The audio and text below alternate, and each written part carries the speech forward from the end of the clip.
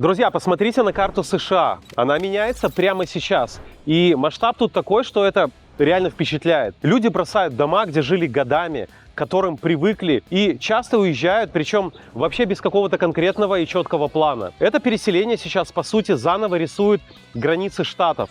В итоге получается так. Одни регионы быстро пустеют, а в других просто не хватает места на всех. И новые кварталы там строят буквально за пару месяцев. Но что вообще заставляет людей все бросать и уезжать?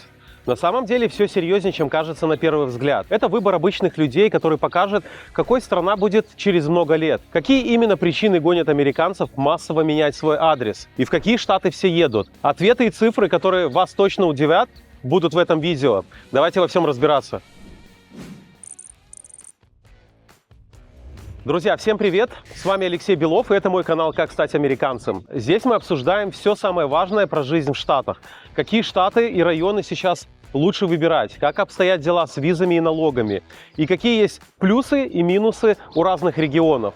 Мы также говорим и про деньги, и про жилье, и, конечно, про ошибки, которые в этой стране могут стоить очень дорого. Все для того, чтобы вы понимали, как здесь все устроено и не наступали на чужие грабли. Сегодня у нас тема, которая прямо сейчас меняет жизнь миллионов людей. И мы разберем этот массовый переезд по деталям, разберем его по косточкам, посмотрим, как он влияет на рынок недвижимости и, главное, на ваш личный бюджет. В итоге вы поймете, где сейчас выгодно осесть, а какие места лучше вообще обходить стороной. Ведь за всеми этими цифрами стоят очень конкретные возможности и риски для каждого из нас. Обещаю, будет интересно, так что давайте начинать. Штаты сейчас, если честно, просто раскололись пополам, потому сколько стоит здесь жить. Если говорить без лишних слов, то разница в ценах между штатами уже перевалила за 50%. И это не просто мои наблюдения, я опираюсь на данные Бюро экономического анализа. Представьте сами, по их отчетам выходит, что жизнь в одном месте, в одном штате обходится в 1,5 раза дороже, чем в другом. Это те самые живые деньги, которые каждый месяц улетают из вашего бюджета. Просто чтобы вы понимали реальную ситуацию, давайте заглянем на те же сайты Zillow или Redfin.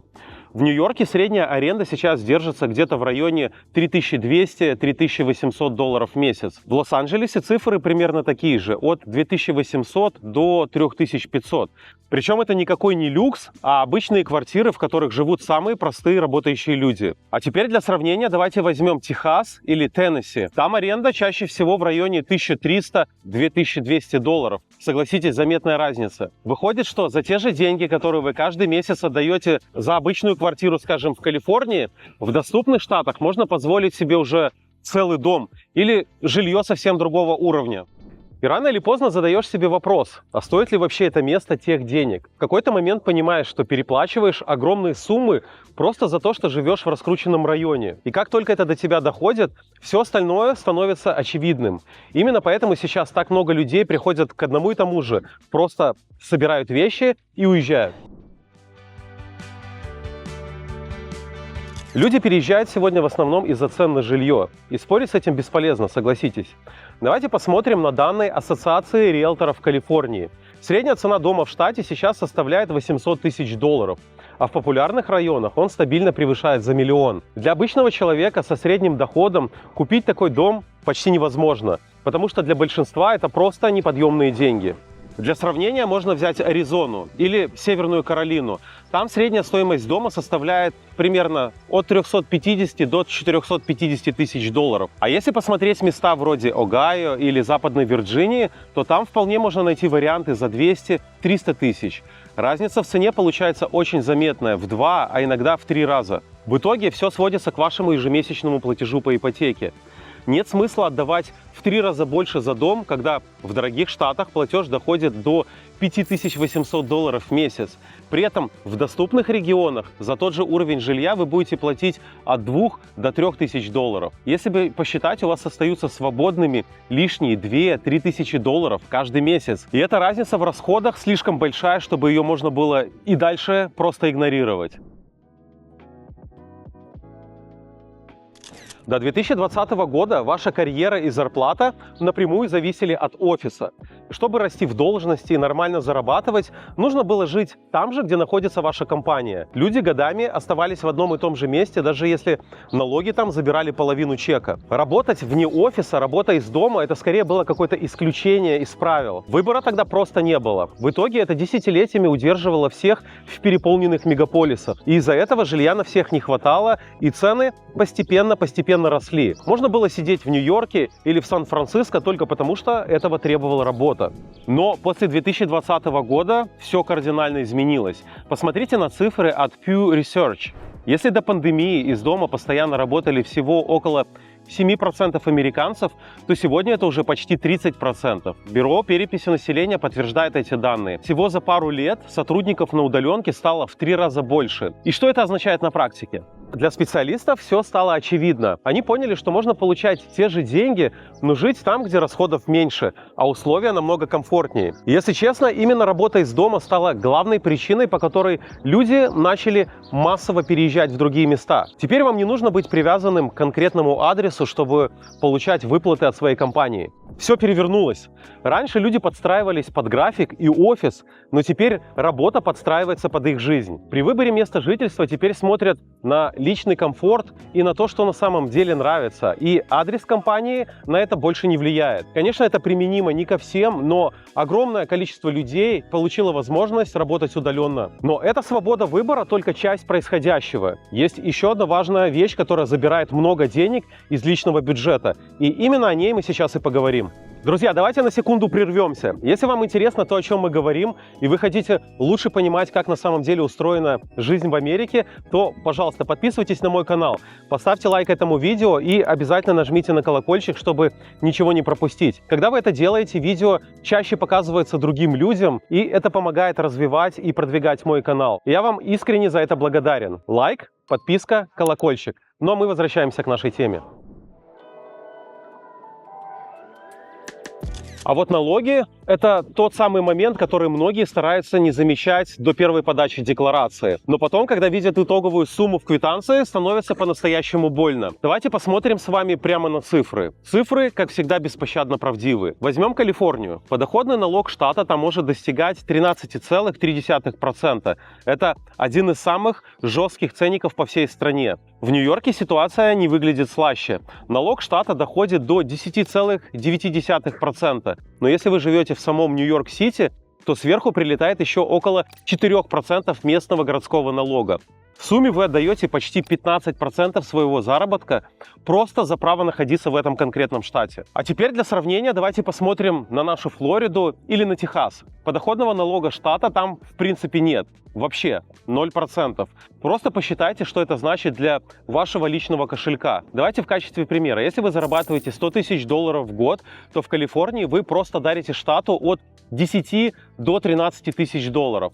А в Техасе или во Флориде эти деньги остаются у вас. А если ваш доход, скажем, $300 тысяч, то разница превращается уже в 30-40 тысяч долларов чистой экономии ежегодно. Подумайте, на что могли бы уйти лишние 30 или 40 тысяч долларов в год? Ведь это по цене, в принципе, новая машина или оплата колледжа детям, или достаточно хороший первый взнос на свой дом. Люди переезжают в другой штат просто ради того, чтобы оставлять себе на 10 или 20% больше от зарплаты. Для семьи это совсем другой уровень жизни. При этом деньги – это не самое главное. Есть причины, которые превращают жизнь в дорогих штатах постоянный стресс. И никакая высокая зарплата это не исправит. Я говорю о том, что происходит прямо у вас под окнами каждый день. Не знаю, как у вас, но у меня, по-моему, происходит дождь.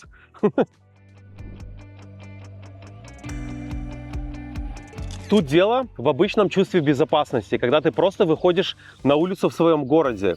Ведь комфорт – это не какой-то кожаный диван или дорогая техника дома. Настоящий комфорт – это когда не надо вздрагивать от каждого звука на парковке. В последние годы во многих больших американских городах с этим стало совсем плохо. Кроме полиции все пишут, посмотрите соцсети. В том же Сан-Франциско или в Лос-Анджелесе постоянно взламывают машины, постоянно грабят. Для людей это стало уже совсем чем-то обычным и привычным. И еще сейчас в Калифорнии очень много бездомных. Когда ты буквально спотыкаешься о палатке по пути на работу. И вся эта картинка престижной жизни в дорогом штате быстро пропадает.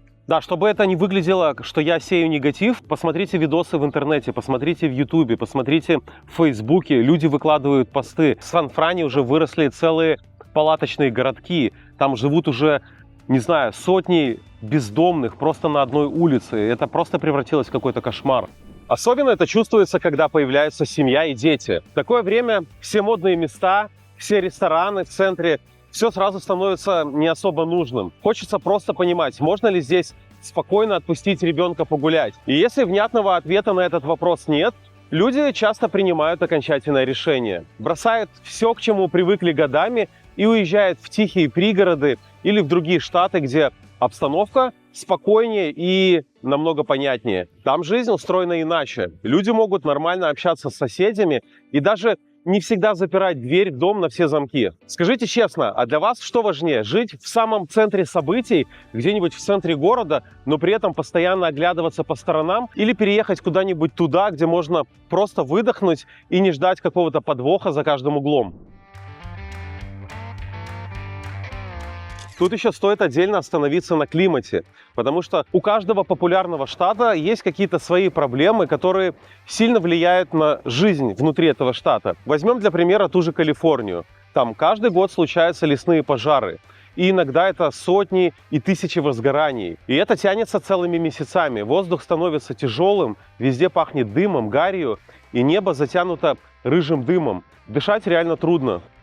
Я помню, в последний год нашей жизни в Калифорнии, осенью 2018 года, были очередные пожары, по-моему, в Напе. В наших городках, в Саннивейл, в Маунтин-Вью достаточно сильно ощущался дым и запах гари. И я помню, что мы даже уезжали на пару дней куда-то ближе к океану, по-моему, в Санта-Крус, чтобы пересидеть и переждать, пока ветер раздует весь этот дым. Очень неприятное ощущение, потому что ты, по сути, даже дома не можешь от этого всего скрыться. И мокрыми полотенцами, мокрыми покрывалами пытаешься закрыть щели, чтобы дома меньше пахло дымом. И мы переехали. Я не могу сказать, что мы из-за этого переехали, но это добавило еще один фактор в нашу копилку. Но после того, как мы переехали, это случалось чуть ли не каждый год подряд.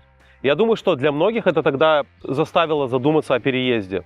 В северных штатах ситуация совсем другая. Там людей изматывают бесконечные серые зимы, солнца не видишь неделями, небо постоянно серое, постоянно пасмурно, а счета за отопление растут каждый сезон и начинают забирать ощутимую часть бюджета. Флорида или Техас для многих в этом плане выглядят лучше. Там гораздо больше солнечных дней, мягкая зима, когда не нужно каждое утро тратить время, чтобы прогреть машину или для того, чтобы скребком счистить снег и лед со стекол вашего автомобиля. И что очень важно, там банально больше свободного места для жизни. И там просторнее, нет этой тесноты, как в крупных мегаполисах. Но в восточном побережье к плюсам теплого климата добавляются и свои минусы в виде сезонных ураганов и сильной влажности. Для кого-то это реально ощущается сильнее, когда на улице просто нечем дышать, как будто ты в бане. Конечно, это дело вкусов и личных предпочтений, но кого-то это на самом деле останавливает. В итоге это внутреннее ощущение комфорта влияет на нас намного сильнее, чем кажется со стороны. Мы выбираем не только низкие налоги, но и то, насколько нам будет приятно просто выходить на прогулку в выходной день. И вот тут мы подходим к самому интересному моменту. А что на самом деле происходит в тех штатах, куда сейчас все так активно переезжают? Нет ли там каких-то своих минусов, о которых обычно молчат? Часто бывает так. Люди смотрят на климат или на низкие цены в объявлениях и думают, что жизнь там автоматически станет лучше. Но на деле все устроено намного сложнее. И я это вам говорю как лицензированный риэлтор, который каждый день работает здесь, во Флориде. Я постоянно помогаю с переездом из самых разных штатов и точно знаю, что за красивыми картинками часто прячутся проблемы, которые вы никогда не увидите в интернете. Например, почему два одинаковых дома на одной и той же улице могут стоить по-разному. Есть районы, где цены сейчас слишком завышены, и покупать там просто опасно. Можно потерять свои деньги. А есть места, которые рынок пока еще не до конца оценил. И зайти туда сейчас большая удача. Мы сейчас покупали с клиентами дом в новостройке. Большой дом. Я бы сказал, даже прилично большой. Более 4000 квадратных футов. И мы помогли нашим клиентам снизить цену с 604 до 585 тысяч долларов. Компания также полностью покрыла всю сумму затрат на клоузинг. Это больше 23 тысяч долларов. Но это еще не все. Компания застройщика добавила 8 тысяч долларов на апгрейд. Это то, что вы можете добавить в виде дополнительных каких-то бонусов в ваш новый строящийся проект. И еще компания сделала buy rate down за свой счет. То есть компания заплатила деньги для того, чтобы buy points, купить поинты. И это позволило клиентам взять ипотеку сейчас не под 6,2%, официальная ставка, которую дают сейчас, а под 4,99%. Прямо сейчас. Хотите знать, какую сумму нам удалось сэкономить в совокупности? Хотите узнать, где продаются такие дома и какие застройщики дают такие условия? Пишите. Моя работа в том, чтобы подобрать жилье именно под ваш запрос. Будь то обычный дом для семьи, инвестиции или коммерческая недвижимость. Важно не просто купить, а понимать, будет ли вам там комфортно жить каждый день и не потребует ли ваш дом бесконечных вложений в ремонт. При этом, как я уже говорил, я работаю не один. За некоторое время у меня получилось сформировать вокруг себя целую команду надежных и проверенных временем экспертов. Это ипотечные брокеры, юристы, бухгалтеры, инвестиционные консультанты, которые могут ответить на любые вопросы. А если вы планируете свой переезд в Америку через бизнес или инвестиции, то я могу помочь вам связаться с надежными и проверенными миграционными адвокатами. И тут важно решить, доверить свой переезд случайным людям или иметь рядом людей, которые подстрахуют на каждом шагу. Покупка дома в другом штате – это ваше будущее на годы вперед. Если вам близок мой подход, когда все четко, все по полочкам, с конкретными цифрами и при этом без лишнего кипиша, чтобы была стопроцентная уверенность, что все будет отлично, и пока именно так и было, мои контакты есть в описании под этим видео. Пишите, и мы детально разберем именно вашу ситуацию.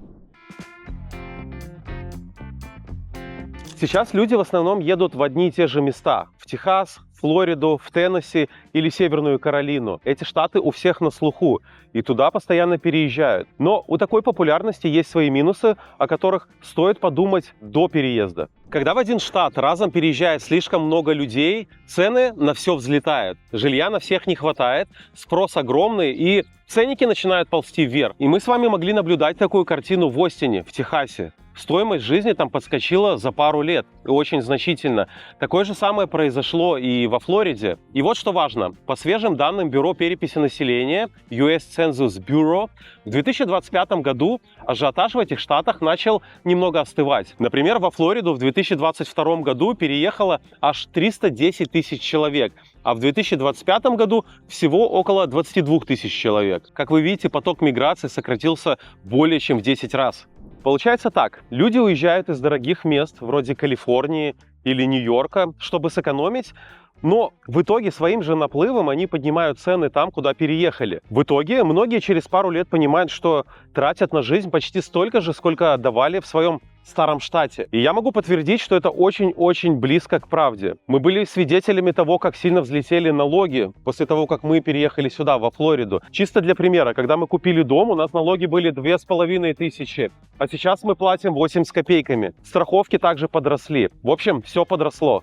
Те, кто не успел переехать туда пораньше, теперь, конечно, ищут что-то другое. Сейчас в топе по переездам Северная и Южная Каролина, Айдахо и Теннесси. Кстати, я не так давно записывал видео про штаты, в которые массово переезжают люди. Видео основано не на моих личных ощущениях, а на официальной статистике. Поэтому, если вы хотите знать, как меняется Америка глазами и цифрами современных аналитических агентств, можете посмотреть это видео. Ссылка будет здесь, и я также выложу ссылку в описании. Люди смотрят на штаты, про которые еще не все знают и где цены пока еще не успели сильно задрать. Все устроено довольно предсказуемо. Одни места становятся дорогими, и люди начинают искать новые, где пока еще свободнее и дешевле. И чтобы не оказаться в ситуации, когда все вокруг уже подорожало, приходится смотреть немного наперед и выбирать направления, которые еще не стали совсем массовыми.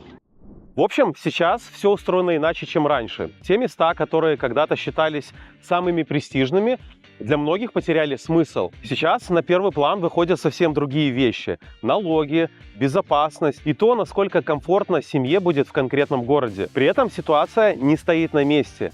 И то, что было выгодно еще год или 2 года назад, сейчас может уже работать совсем не так.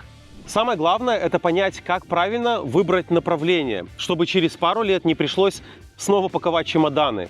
Переезд – это большой шаг, и тут важно не просто следовать за толпой, а важно разбираться в деталях, именно по вашему запросу. Если спокойно прикинуть все расходы, посмотреть на реальную обстановку в районах и подойти к делу с холодной головой, то получится найти именно то место, которое станет для вас надежным домом и через 5, и через 10 лет. Кстати, Флорида постепенно, понемногу возвращается к менее раздутым ценам. Хозяева и застройщики дают сейчас хорошие условия. Можно получить процентную ставку ниже 5%, можно выбить хорошую скидку, можно получить кучу всяческих плюшек. В общем, давайте следить за рынком недвижимости Флориды и США вместе. Спасибо большое, друзья, что досмотрели это видео до самого конца. Кстати, на моем канале есть еще много роликов, которые помогут вам разобраться во многих тонкостях жизни в Штатах и подготовиться к вашему переезду. Я специально разложил их по тематическим плейлистам, чтобы вы могли быстро найти ответы практически на все свои вопросы, не тратя времени на лишние поиски. Обязательно загляните туда, там собрано много практического опыта, который сэкономит вам и нервы, и деньги. Помните, что в Америке сейчас выигрывает не тот, кто просто быстро переехал, а тот, кто понимает, в какую сторону меняется вся страна. И чтобы всегда быть в курсе этих перемен и не пропускать важные новости, подписывайтесь на мой канал и нажимайте на колокольчик. Обязательно поставьте лайк, если еще этого не сделали. И еще один важный момент. Обязательно переходите в мои социальные сети. Там я делюсь полезной информацией гораздо чаще. Выкладываю свежие кейсы, цифры, делюсь своим мнением и то, что не всегда попадает в большие выпуски. Все ссылки, как всегда, будут в описании под видео. Подписывайтесь, пишите свои вопросы и увидимся с вами в следующих выпусках. Пока, друзья!